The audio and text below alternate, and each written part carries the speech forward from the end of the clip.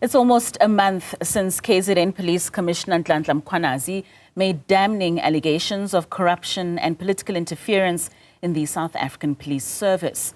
As a result of the allegations, President Cyril Ramaphosa placed Minister Senzo Mchunu on special leave and instituted a commission of inquiry to probe the claims. Now, at the same time, the Patriotic Alliance Deputy President and Joburg Transport MMC, Kenny Kunene, was found at the house of murder-accused Gatiso Molefe during his arrest. With all the allegations made against security clusters, New South Institute Director Dr. Ivor Chipkin looks into the police service in the country and is joining us to tell us more about it. Dr. Chipkin, thank you so much for your time and for joining us this morning. So you have penned a piece called South Africa's Police Service. It services the ANC insiders and not its people. And throughout this piece, you take us back to when during the apartheid times, the police were really there to serve and pursue the political opponents and not necessarily to take care of crime.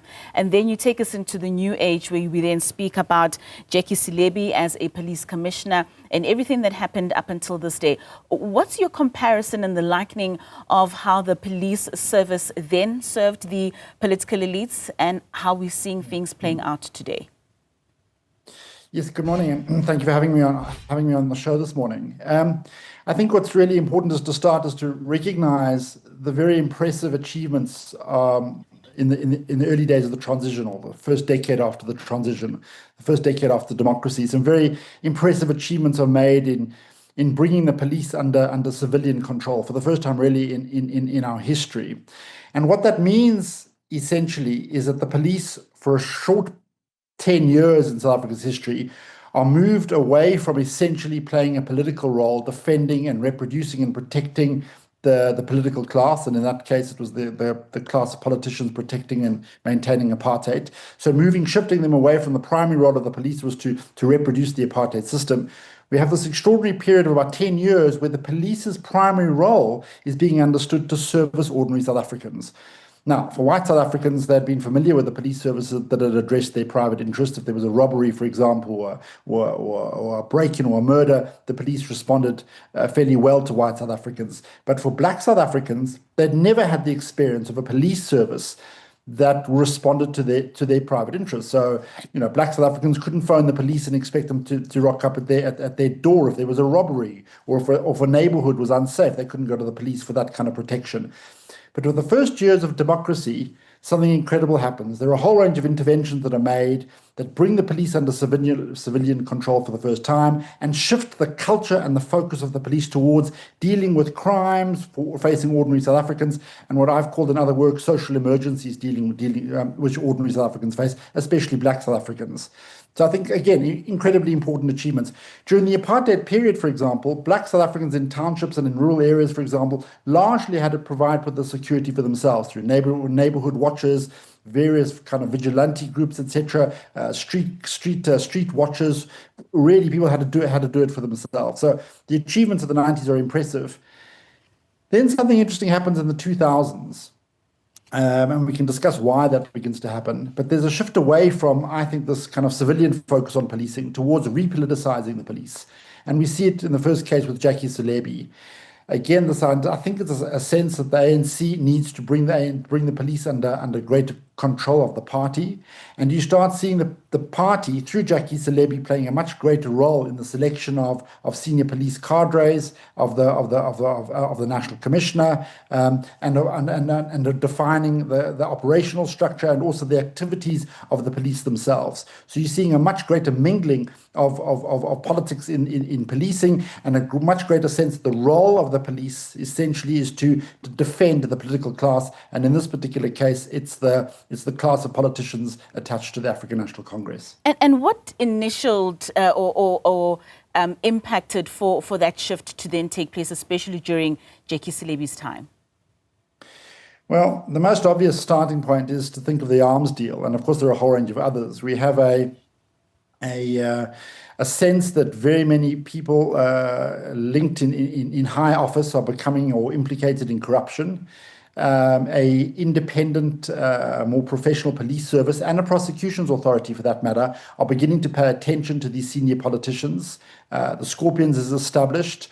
It's starting to implicate very, very senior politicians in corruption. There's the arms deal, which implicates right to the most senior leadership of the African National Congress. And I think the party itself is becoming very, very uncomfortable with this attention, not just in terms of individuals, but as a party as a whole. And I think their strategy was, therefore, to bring the police and the prosecutions authority under party political control. We saw this explosively during the state capture period, where there are very, very, very intensive and deliberate attempts to bring the police under the control of the Jacob Zuma elements of the African National Congress, and especially the prosecutions authority. And what it means is two things start happening. One is that certain cases are simply, certain types of crime are simply not investigated anymore. Certain types of fraud, certain types of theft, especially involving state resources. We think of the enormous cases at Eskom, at Transnet, at PRASA, for example. Many of those cases have still not fully been ventilated or investigated. So an interruption of police investigations, but also then, to the extent that cases are investigated, an interruption of prosecution. So even if they get to the prosecutions process, the prosecution authority is heavily politicized and they simply don't make their way to court. And that's largely been the lie of the land in South Africa for the last, well, nearly 20 years, 25 years of a highly politicized police structure and a highly politicized prosecutions authority. And this now then leads to what we're seeing today. I mean, 4 weeks on since those damning allegations made by the KZN Police Commission. I mean, you've been monitoring the situation as New South Institute. Just talk to us in terms of those allegations that have been made by Mkhwanazi, and what you think then this shift is going to make within the police force, if any. Well, I think the biggest lesson of these new claims is that what we thought was a structure or a process or a relationship we thought was potentially going to be interrupted after the end of the Jacob Zuma period clearly hasn't. That those sorts of that deep implication of politicians with criminal networks has not been interrupted. And so what we're seeing is a continuity of a long-standing practice that has affected South Africa. Let's also understand that it's not just the politicization of the leadership that has affected crime fighting in South Africa. It's that it's twisted the whole shape of the police structure. So, for example, I've been doing work just tracking sort of big structural changes in the police, spending patterns, employment patterns, and there are a couple of extraordinary trends which we've monitored over the last 20 years.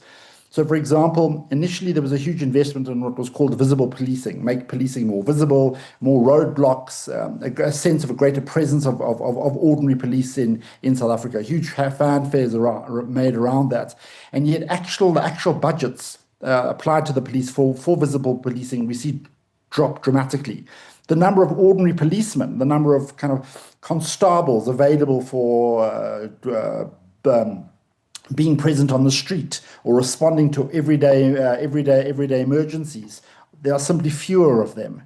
Much fewer of them. The investments into police stations, for example, for vehicles, for, many of us, if we go to police stations, we notice how drab, how dreary they are, how poor the infrastructure is, because what there is just a lack of investment in the buildings themselves, a lack of investment in vehicles, a lack of investment in the ordinary day equipment you need in order to do your job as a police officer. Never mind guns and those sorts of things, but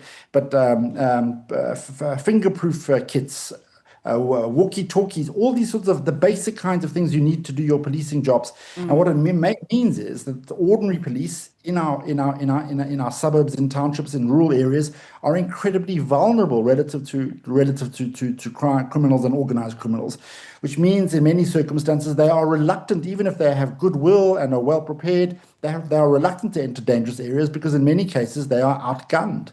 We know from the Western Cape, for example, that the South African police are often outgunned by criminal groups. So what you've seen is a politicization of the top, which affects what cases are investigated, what cases end up in the prosecutions, but also an underinvestment in the everyday equipment, the everyday infrastructure we need in order to deal with crime. And so what you've seen is a politicization at the top and a massive rise in crime as we experience it on an everyday basis, because simply the police are ill-equipped and unable to deal with the challenges they face. And does this then bring as to why the massive rise in crime, not just that, but the types of crimes that we're seeing in the country. I mean, from extortions to having syndicates run for whether they're bringing in drugs or human trafficking in the country.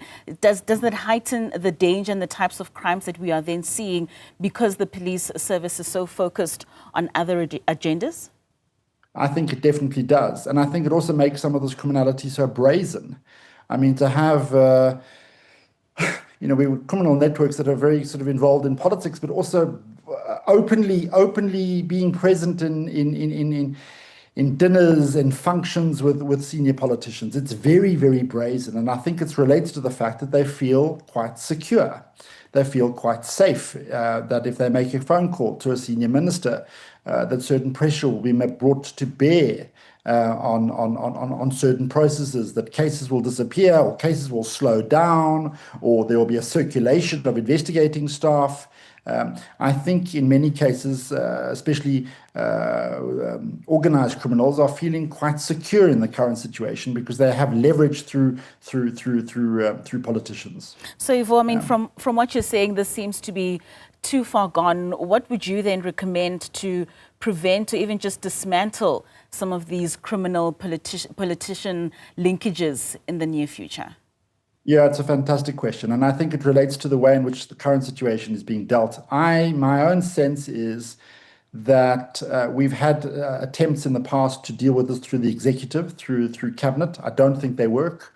I think what is required is that the solution requires taking this out of the hands of the executive, out of the hands of the president and of the cabinet, and placing this firmly in the hands of parliament and parliamentary committees. So my own sense is that the judicial inquiry should not be one appointed by the president and reporting to the president. I think this is something that should be conducted in and through parliament, and we need to bring civil and civilian control back over the police. We made enormous headway in the 1990s of reforming a far more entrenched and authoritarian police regime from the apartheid period. I think we made enormous progress in bringing that under civilian control in the 1990s. I think it's doable again. I think this time we have to move through the path through to bring it under parliamentary control. We've had extraordinary party political changes since last year, a government of national unity. And I really think this is the time to change the way in which we deal with the police, move away from political appointments of senior police staff, for example, of the National Commissioner. I don't think this should be an appointment by the president. I really think that we need to rethink that whole appointment process of the senior leadership of the police and bring the police firmly under parliamentary control for the first time.